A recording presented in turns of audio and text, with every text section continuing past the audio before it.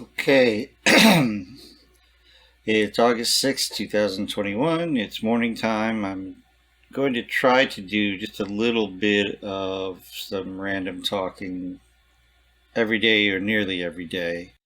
And then maybe what I'll do is just consolidate them into a quote unquote podcast that I can then put up on YouTube and or on iterations of zero.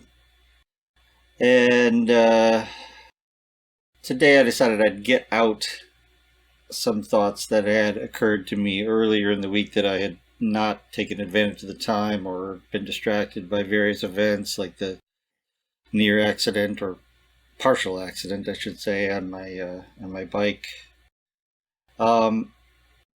Specifically thinking of the future of mental health, the future of treatment, for instance, in obviously this is something close to home, the treatment of depression, but also the treatment of other things, the treatment of pain, etc. We currently use medications for, well, everything from depression to pain, obviously, to various other neurologically related issues. Because those are the things that we can use that'll actually get into the body, and also because historically that's the way we had to do it. We had aspirin and psilocybin and all the other various compounds that have been discovered at various times that have effects on the body, all the way up to St. John's wort, for treating pain, for opening the mind, for helping depression. We even had alcohol, which for a very brief time could help with anxiety. But the problem is they're all really blunt instruments, and they're more blunt than firing a shotgun at something. They're just a broad effect. They don't merely work locally on whatever the problem is. So in the future, and of course then we also have therapy, which works through the eyes and then mainly through the ears and the mouth and in both directions as our interface with the nervous system, adjusting its problems in other ways that are maybe not as broadly crude, but are also much more, they don't impinge as readily on the surface of the problem. They don't penetrate as easily. It's harder to tell just what to do with the words and the ideas, although science and testing and all sorts of other things, psychological science, when it's good, helps us to gain insight into that and how to do it.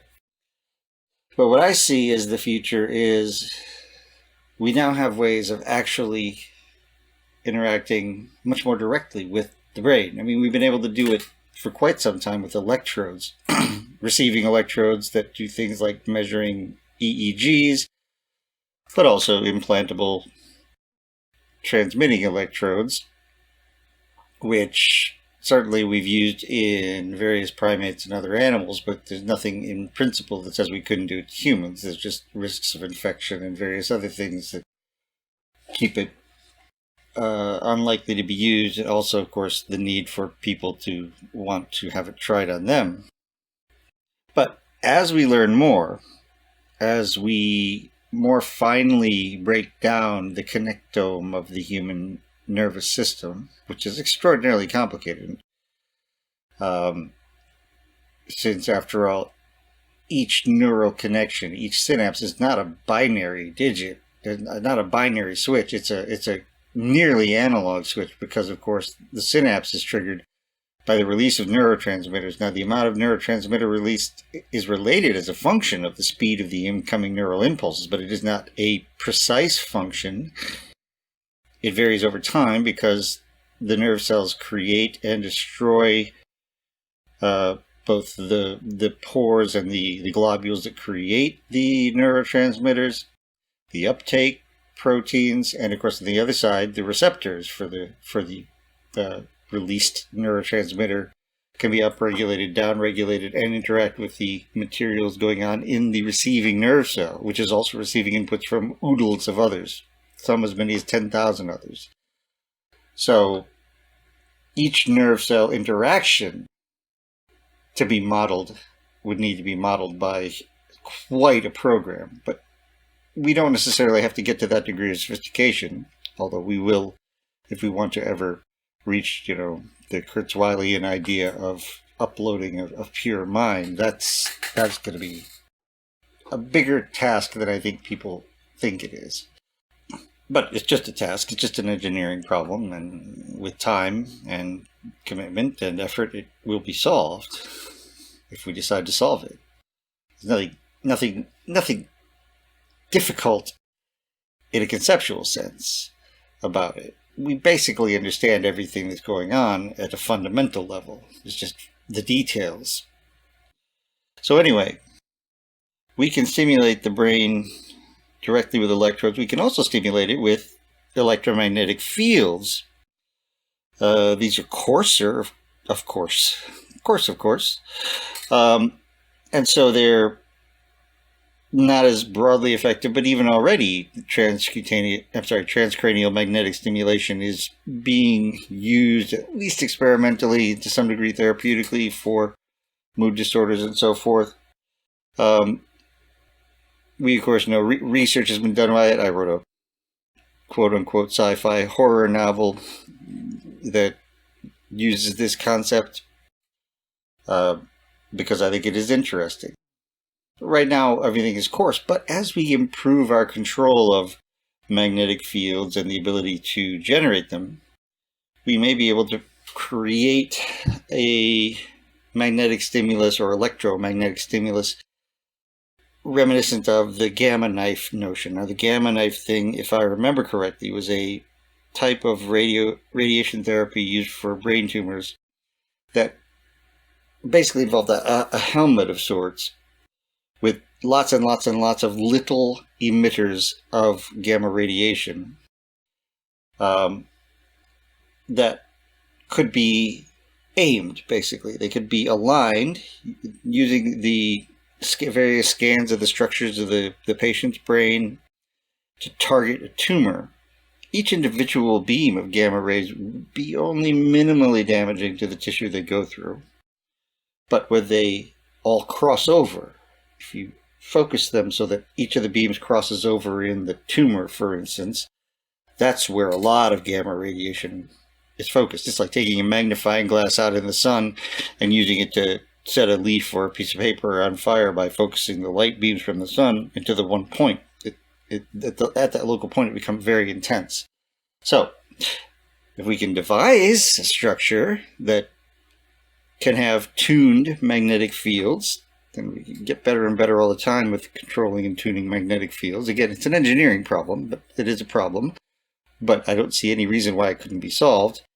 Now, it may be more difficult because the physical structures through which a magnetic field passed may impede the motion of magnetic and electric fields and make them more chaotic than merely it does than what it would do to gamma rays. But be that as it may, it's not really that big a deal. But if we can target specific areas of the brain, for instance, of the nervous system, to be more broader, we can electively stimulate or suppress specific areas of the nervous system by triggering the electrochemical impulses using the magnetic fields that will then set up the cascades of nerve events, which are not really electrical signals, despite what you may hear, but they effectively produce electrical signals, and they are electrochemical. All chemistry is electromagnetism at the basic level. Anyway, not get distracted. So we could, for instance, inhibit pain signals. If we could make a portable helmet or even an implantable thing, we could conceivably almost completely. I don't know if you could hear that. I was reactivating the screen. So we could, for instance, if we can get this localized enough, inhibit pain directly. And we could do it selectively. So, we could inhibit the pain, but then maybe also have a secondary alarm saying, yes, there is still pain. This is indicating you have damage to your right knee. But if you know you have damage to your right knee, you have arthritis in your right knee, you haven't got it fixed, you can't get it fixed right now, but you need to walk.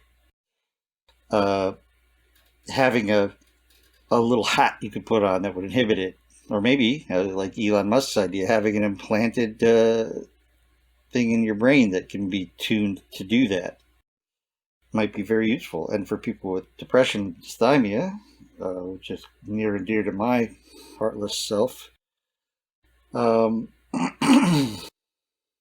would be wonderful to be able to have something that could actually correct one's mood setting as desired. I have said, and I think it's true, that almost no one would choose to be depressed if they could do otherwise. In fact, it would be better to be in pain but be able to be motivated to proceed anyway and keep a positive outlook despite pain than to be depressed. Depression is a sickness of the will, at least at some level, as I've called it. So we could also have much better treatments for addictions of various kinds, and might even avoid many addictions by being able to treat things like depression and other things that people self-treat with drugs.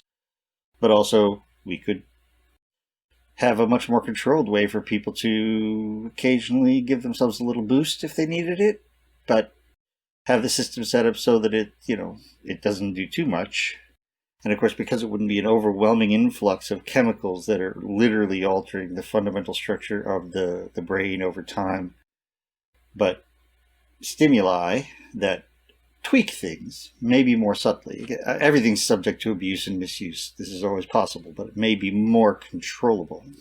Anyway, I could go off on that for a lot longer probably, but the idea is just that this could be done. It doesn't require much in the way of new concepts. It's just an engineering and a studying problem. We need to understand the details of the nervous system better, but the fundamentals of it we do. We know how nerves work. There's not much mystery there. There really isn't.